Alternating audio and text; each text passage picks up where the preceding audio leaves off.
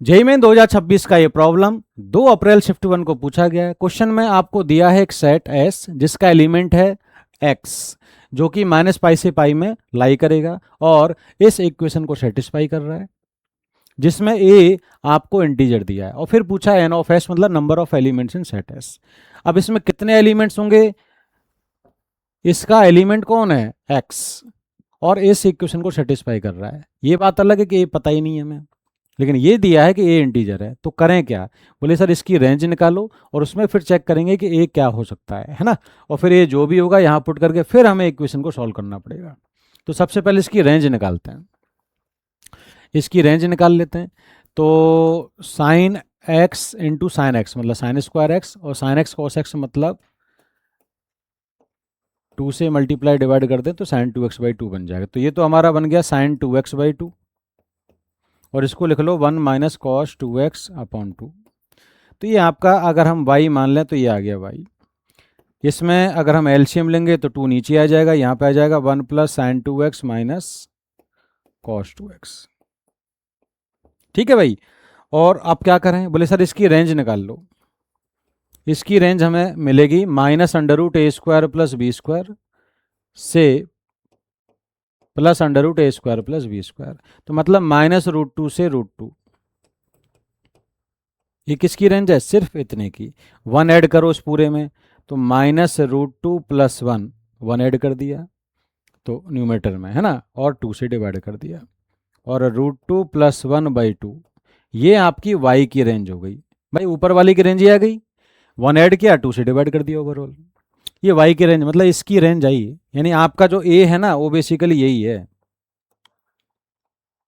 ये इसको बिलोंग करेगा। अब देख लो कि इस इंटरवल में कौन कौन आ रहा है। तो अगर हम अप्रोक्सीमेशन लें तो इसकी जो वैल्यू है, इसकी वैल्यू तो ये मान लो 1.4 प्लस 1/2, 2.4/2 मतलब 1.2। इसकी बात करें तो -1.4 प्लस 1/2 मतलब -0.4/2 यानी -0.2। तो -0.2 से 1.2 के इंटरवल में होगा ए, और ए इंटीजर है। तो -0.2 से 1.2 में इंटीजर कौन कौन है? 0 और 1, 2 इंटीजर हैं बस। तो ये कहानी तो यहाँ खत्म हो गई। अब क्या करें? बोले 2 केस ले लो। पहला केस, अगर ये 0 है, अगर ये 0 है तो ये इक्वेशन क्या बनेगी? Sine x plus cos x equals to 0। फिर सॉल्यूशन निकालो, फिर a बराबर 1 पे निकाल लेंगे। चलो ये तो बहुत आसान है कि भाई फैक्टर बने हुए हैं, साइन एक्स 0 होगा या sign x plus cos x 0 होगा। साइन एक्स 0 है इस इंटरवल में तो पाई के मल्टीपल वो होगा, तो x आ जाएगा आपका -पाई 0 पाई। 3 आंसर तो यहां से आ गए।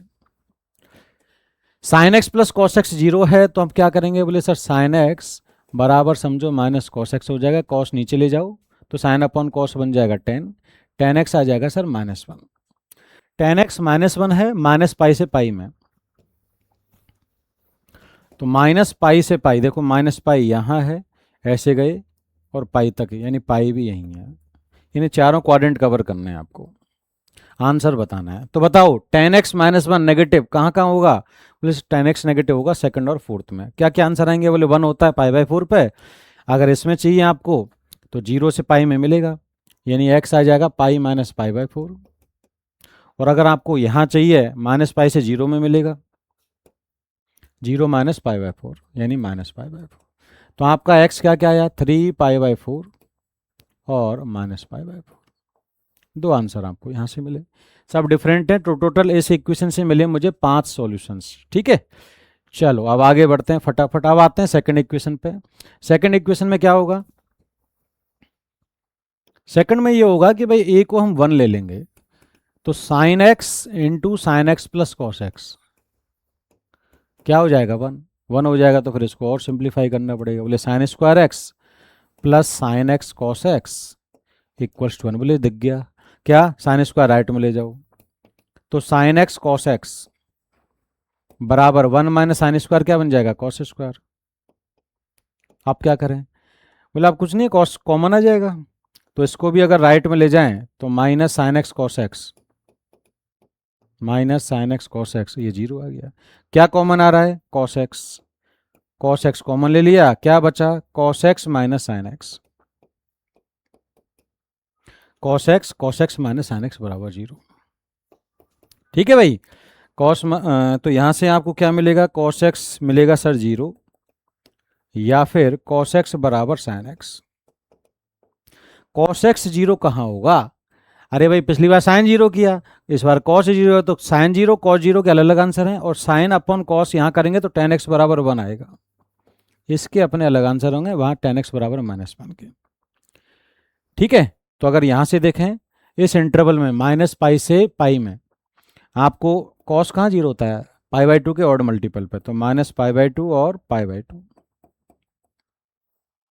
tan x 1 कहाँ होगा, बोले सर -π से π, अगेन ये -π, ये 0, फिर π, तो 0 से π में tan x 1 होगा फर्स्ट क्वाड्रेंट में, यानी π/4, और -π से 0 में थर्ड क्वाड्रेंट में, यानी कि -π प्लस π/4, -π प्लस π/4, माइनस के 3π/4 देख लो। तो आपको 2 और 2 4, 3 7 और 2 9, टोटल 9 सॉल्यूशन हैं। So answer is 9। अब एक इंटरेस्टिंग बात बताता हूँ, देखो चलो रेंज निकाली ठीक है, बाकी ये जो ना एक्चुअल सॉल्यूशन निकालने की हमें ज़रूरत नहीं थी, ये तो ठीक है साइन एक्स बराबर 0 का डायरेक्ट आ भी रहा है, इसमें ये सब निकालने की ज़रूरत नहीं, बस आपको तो नंबर ऑफ सॉल्यूशन पूछे हैं। तो आप ये भी कर सकते हैं कि नंबर ऑफ सॉल्यूशन tan -1 होगा, बोले कहाँ कहाँ होगा, tan -π से चारों क्वाड्रेंट में, -1 होगा सेकंड और फोर्थ, दो आंसर। अब tan x बराबर 1, tan x बराबर -1, दोनों के आंसर में कुछ कॉमन तो होगा नहीं, इसके अलग आएंगे। 1 कहाँ होगा, फर्स्ट और थर्ड, 4 आंसर ये आ गए। -π और 3 ये आ गए, और cos 0 कहाँ होगा, ऑड मल्टीपल ऑफ π/2, 2 यहाँ से आ गए, तो 2 3 5 और 4 9, है ना। थोड़ा सा हम टाइम सेव कर सकते थे क्योंकि सॉल्यूशन का ये नहीं पूछा।